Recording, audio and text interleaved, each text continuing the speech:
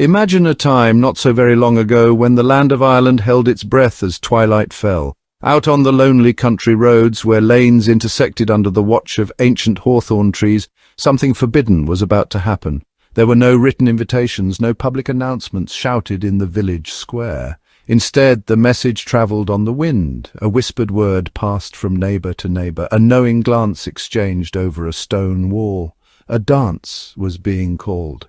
This was not a dance held in a grand hall or a brightly lit pub. It was a secret, a gathering that flew in the face of authority, a tradition that refused to die. These were the Crossroads dances, a vital, hidden pulse in the heart of rural Ireland. These gatherings were a mystery woven into the very fabric of the landscape. They were a part of the land itself.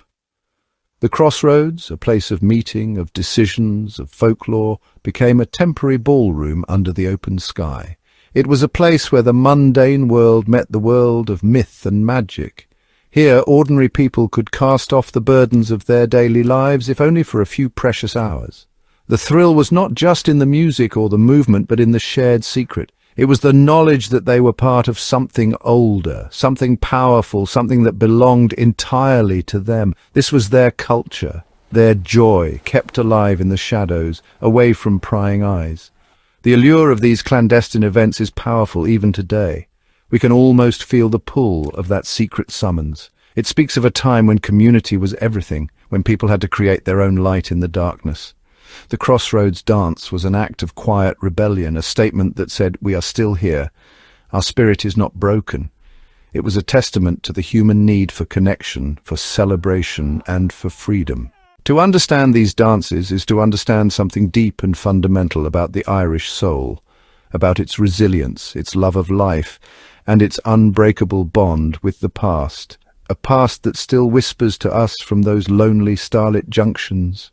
To step back into that world is to uncover a story of courage and community. It's a story written not in books, but in the worn hollows of a country lane where countless feet stamped out a rhythm of defiance. It's a story told in the lingering notes of a fiddle carried on the night air. These were more than just social events. They were acts of cultural preservation carried out by ordinary folk who understood the importance of keeping their traditions alive. They knew that to lose the dance and the music was to lose a part of themselves. So they gathered at the crossroads where paths and worlds converged to keep the flame of their heritage burning brightly against the gathering gloom. Picture the scene. The sun has long since bled away beyond the western hills, leaving the sky a deep bruised purple, pricked with the first sharp points of starlight. The air grows cool, carrying the scent of damp earth, wild honeysuckle, and the faint smoky perfume of a distant peat fire. This is the stage. The Crossroads, a simple meeting of two dirt tracks, is transformed. A hush descends, broken only by the chirping of crickets and the rustle of leaves in the gentle breeze. Then, from the darkness, figures begin to emerge. They arrive not in a noisy crowd, but in quiet twos and threes, materializing from the gloom like spirits drawn to a sacred place.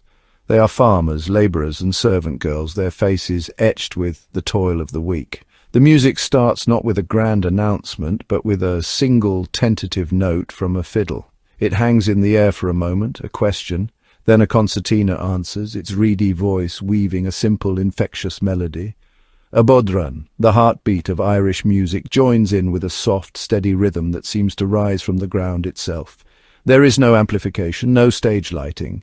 The only illumination comes from the moon, a sliver of silver in the inky sky, and perhaps a single carefully shielded lantern, its golden glow casting long, dancing shadows. The musician might be perched on a simple wooden stool or a milestone, his body swaying as he pours all his energy and soul into the tunes. Soon the lure of the music is too strong to resist. The first couple steps onto the makeshift dance floor. The ground is uneven, a mixture of packed earth and loose stones, but their feet know the steps instinctively. They move with a grace and energy that belies their hard-working lives. More couples join them, spinning and stepping, their laughter mingling with the lively jigs and reels. The sound of their hard-soled shoes striking the ground becomes another instrument, a percussive beat that drives the dance onward. This is not a performance for an audience, it is a shared experience, a conversation between the musicians, the dancers, and the night itself. There's a raw, untamed energy to it all. This is joy in its purest form. It's the release of a week's frustrations, the celebration of being alive and together. Around the edges of the dance, others stand talking in low voices, sharing news and stories. A flask of Poitin, the illicit, potent spirit, might be passed from hand to hand, its fiery warmth spreading through the crowd. Children, who should be asleep in their beds, peek from behind stone walls, their eyes wide with wonder at the forbidden magic unfolding before them. For these few hours, the Crossroads is the center of the universe, a bubble of light, life and music in the vast silent darkness of the Irish countryside. Why this need for such profound secrecy? Why couldn't people simply dance in the open, in the light of day? The answer lies in the complex and often oppressive history of Ireland. For centuries, Irish culture itself was seen as a threat by the ruling authorities. British rule brought with it the penal laws, a series of statutes designed to suppress the Catholic population and dismantle traditional Gaelic society. These laws targeted everything from land ownership and education to the practice of religion. While not always explicitly banning dancing, they created an atmosphere of fear and control where any large gathering of the native Irish could be viewed with suspicion as a potential seedbed for rebellion. The opposition was not just political, it was also clerical.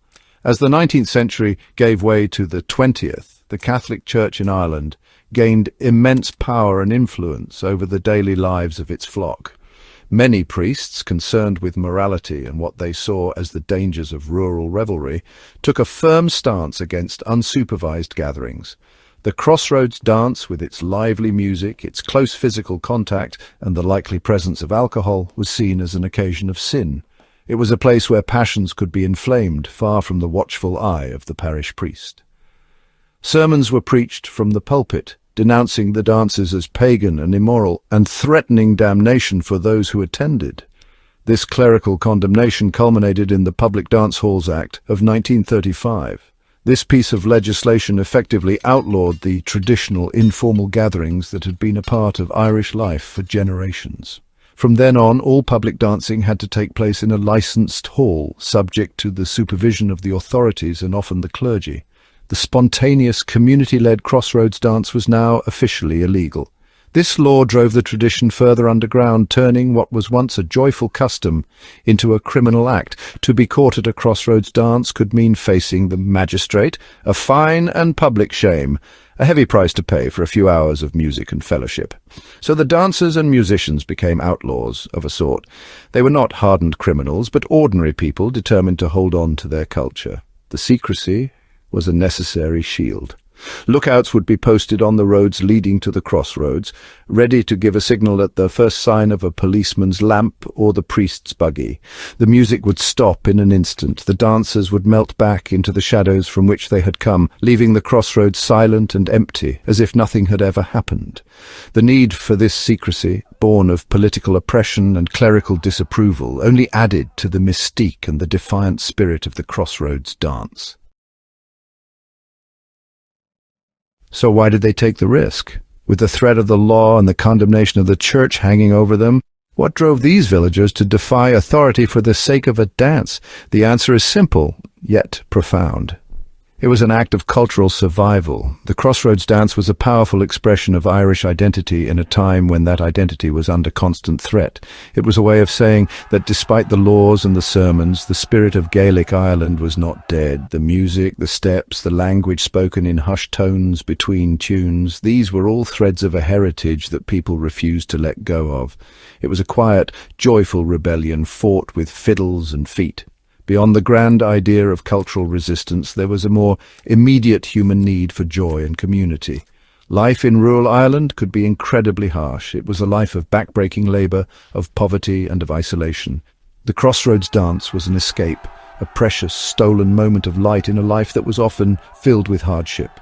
It was a chance to forget the worries of the failing potato crop or the landlord's rent. It was a place to laugh, to court, to feel alive. The shared risk of being there together only strengthened the bonds between neighbours.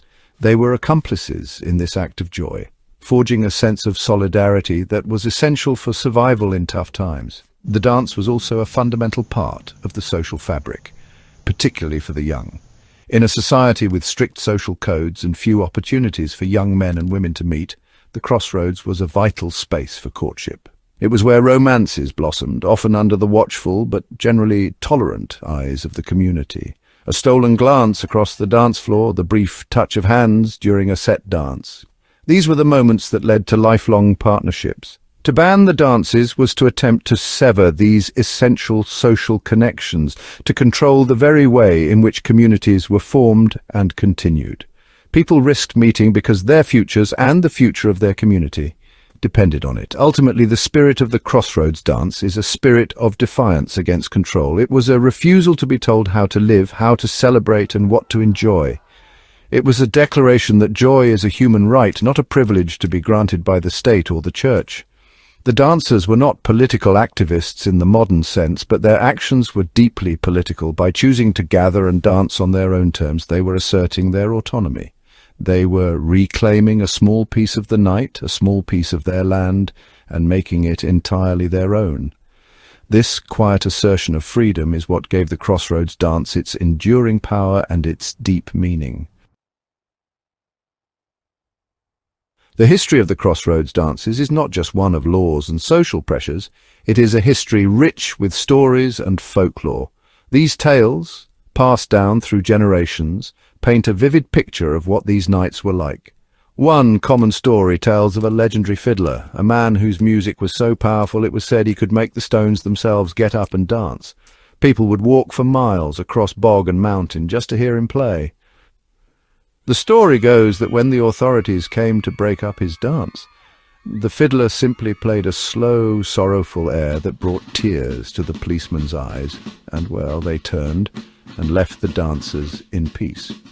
Folklore often intertwined the dances with the supernatural. The Crossroads itself is a place of potent magic in Irish tradition, a liminal space where the veil between this world and the other world is thin. It was believed that the fairies, the Aossi, were also lovers of music and dance and might be drawn to the Crossroads by the lively tunes. Some stories warn of dancers being spirited away by the fairies, forced to dance for 100 years in a single night. Others tell of musicians being gifted with otherworldly talent after encountering a fairy piper at a crossroads, a bargain that often came with a heavy price. These tales added a layer of thrilling, supernatural danger to the real-world risks of the gathering. There are also countless personal anecdotes, small family legends that have become part of the oral history of rural Ireland. An elderly woman might recall her own grandmother telling her about meeting her future husband at a Crossroads dance. She would describe the dress she wore, made from flour sacks, and the nervous excitement of being asked to dance for the first time. She might remember a night when a sudden downpour sent everyone scattering, only for them to regroup under a large oak tree, the music and dancing continuing unabated in the pouring rain. These small personal memories are the true heart of the tradition, revealing the human stories behind the historical facts. One particularly poignant type of story involves the American wake, a farewell party for someone emigrating to America, which often took the form of a final Crossroads dance. This was a gathering tinged with immense sadness. It was the last time a son or daughter would dance on Irish soil, the last time they would hear the familiar tunes played by their neighbours. The music would be a mixture of lively reels and mournful, slow airs, reflecting the bittersweet emotions of the occasion. These dances were a way for the community to say goodbye, to share one last night of fellowship before a loved one was lost to a distant land, perhaps forever. The memory of that final dance would be carried across the ocean, a powerful symbol of the home that was left behind. The Crossroads dances were far more than just a secret pastime. They were crucibles where Irish culture was actively forged and passed on. In these hidden gatherings, the unwritten traditions of a nation were kept alive. This was especially true for the music. The Crossroads was a school for young musicians. It was where they would sit beside the masters, learning the tunes not from sheet music, but by ear. They learned the subtle ornamentation, the regional variations, and the driving rhythm that gives Irish music its unique character. Hundreds of jigs, reels and hornpipes were preserved in this way, passed directly from one generation to the next in a living, breathing tradition. The dances themselves evolved in these spaces. While many of the set dances had their origins in the formal ballrooms of the big houses of the Anglo-Irish gentry, they were adopted and adapted by the people at the crossroads.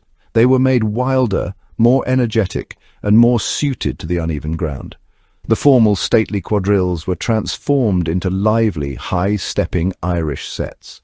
Local communities developed their own unique variations, their own specific sets and steps, creating a rich tapestry of regional dance styles. The Clare set, the Connemara set, these names speak of a culture that was not monolithic, but diverse and deeply connected to place, a diversity that was nurtured at these local gatherings. These events were also vital for strengthening the bonds of community. In a world without modern communication, the Crossroads dance was a central hub for the exchange of news, gossip and information. It was where neighbours caught up, where farming advice was shared, and where collective grievances could be aired in safety. The very act of organising the dance required cooperation and trust, reinforcing the interdependence of the community.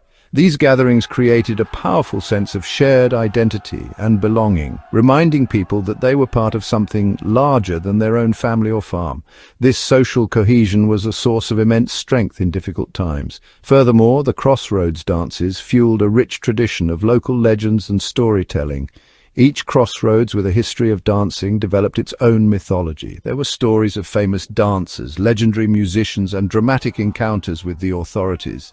These stories became part of the local identity, landmarks in the mental map of the community. They transformed a simple intersection of roads into a place of historical and cultural significance. The dance, the music, and the stories became inseparable, weaving themselves into the fabric of the landscape and the collective memory of the people.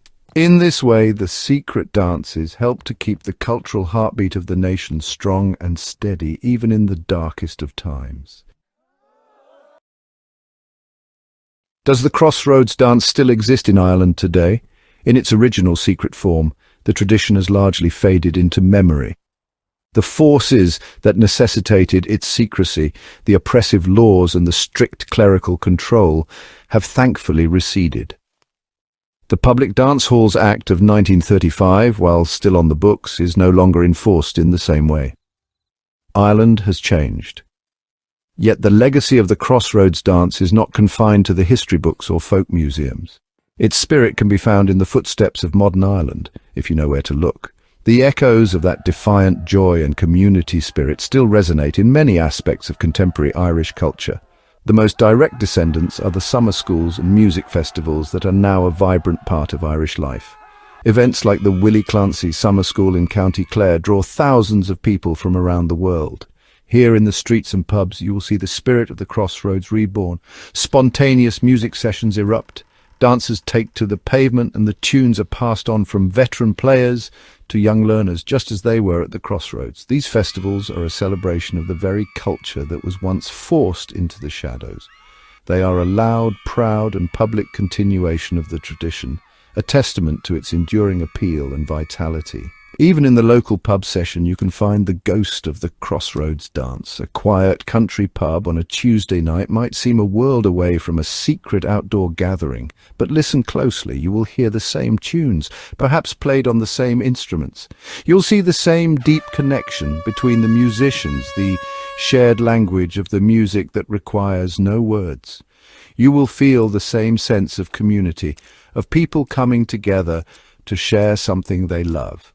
The pub has, in many ways, replaced the Crossroads as the informal stage for traditional culture, a warm and legal haven for the music and fellowship that once had to hide in the cold night air. The spirit of the Crossroads dance also lives on in the resilience and creativity of the Irish people. It is a powerful symbol of the refusal to let culture be extinguished. This legacy can be seen in the global success of shows like Riverdance, which took the energetic steps forged at the Crossroads and put them on a world stage. It can be seen in the way Irish communities abroad use music and dance to maintain their connection to home. The Crossroads dance teaches a vital lesson, that culture is not something static, to be preserved under glass. It is a living, breathing thing that finds a way to survive, to adapt and to thrive, even in the face of adversity. The footsteps may have faded from the lonely roads, but their rhythm dances on. The Crossroads dance was always more than just a dance. It was a potent symbol, a physical manifestation of an enduring Irish identity that refused to be neatly categorized or controlled. To dance at the Crossroads was to connect with something ancient, something that predated both the British Crown and the Catholic Church. The Crossroads itself is a place of deep significance in pre-Christian Celtic mythology, a liminal space where worlds meet. By choosing this location, the dancers were unconsciously tapping into a deep well of ancestral memory, claiming a space that had belonged to their people for millennia. It was an act of cultural reclamation, whether they knew it or not. This act of gathering was a powerful statement about community and self-sufficiency. In a political and economic system that often left them powerless, the Crossroads dance was something the people could create and control for themselves. They did not need a grand hall, a government grant, or a priest's permission. All they needed was a fiddler, a patch of ground, and the will to come together. This fostered a powerful sense of independence and resilience. It taught the lesson that a community could create its own joy, its own social structures, and its own cultural life, independent of the formal structures of power. This spirit of self-reliance is a key component of the Irish identity that was nurtured at these secret gatherings. The dance also symbolized a unique relationship with the land itself. It was not an activity confined within four walls, separate from the natural world. It took place out in the open, under the moon and the stars, in tune with the seasons. The dancers' feet were on the earth of their own place, the music mingling with the sounds of the rural night. This created an intimate connection between the culture and the landscape. The land was not just a resource to be farmed, it was the stage for their lives, their celebrations, and their secrets. This deep, almost spiritual connection to the physical landscape of Ireland is a cornerstone of the national identity, and it was lived and breathed at the Crossroads dance. Ultimately, the Crossroads dance is a symbol of the unbreakability of the human spirit. It demonstrates that even when faced with poverty, oppression, and condemnation, the need for joy, connection, and self-expression will find an outlet. It is a testament to the fact that you can make laws and build walls, but you cannot legislate against the soul of a people. The soul will always find a crack to grow through, a secret place to sing its song and dance its dance. The Crossroads dance, in its quiet defiance and its celebration of life, represents the very essence of that enduring, resilient, and joyful Irish spirit. It is a story of how a simple dance at a lonely crossroads became a profound act of keeping a culture and a nation's identity alive. In the end, what we are left with is a story of profound resilience. The Crossroads dance is a perfect metaphor for the Irish spirit itself. It is a story of something that was pushed down, forced into the shadows, and declared illegal, yet refused to disappear. Like a stubborn wildflower growing in the crack of a pavement, the tradition found a way to survive and bloom in the most unlikely of places. It speaks to a strength that is not about aggression or power, but about endurance, tenacity, and an unshakable belief in the value of one's own culture and community. The circle of the dancers, holding hands and moving as one, is a powerful image of this unbroken spirit. The tale of the Crossroads dance is a reminder that true culture resides not in monuments or official institutions, but in the hearts and actions of ordinary people. It was the farmers, the laborers, and the musicians who became the custodians of a nation's heritage. They did not have archives or museums. Their archive was their memory, and their museum was the open road. By simply coming together to share a few tunes and steps, they performed an act of preservation more vital than any government decree.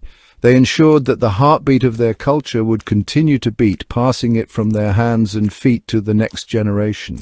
This legacy of resilience continues to shape Ireland today. The country has faced immense challenges throughout its history, from famine and mass emigration to political conflict and economic hardship. Yet time and again it has drawn on that same deep well of community spirit and cultural strength that was so evident at the Crossroads dances.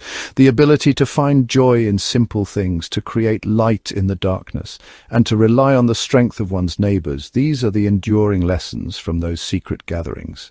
So, the next time you find yourself on a quiet country road in Ireland, where two lanes meet and cross, take a moment, pause and listen. You might not hear the phantom notes of a fiddle on the wind, but you can feel the echo of what happened there. You can feel the strength of a people who, in the face of everything, chose to dance. They chose joy over sorrow, community over isolation, and defiance over submission. The Crossroads dance is more than a charming piece of folklore. It is a testament to an unbroken circle, a celebration of a resilient spirit that defines the very soul of Ireland. And that is a legacy worth remembering.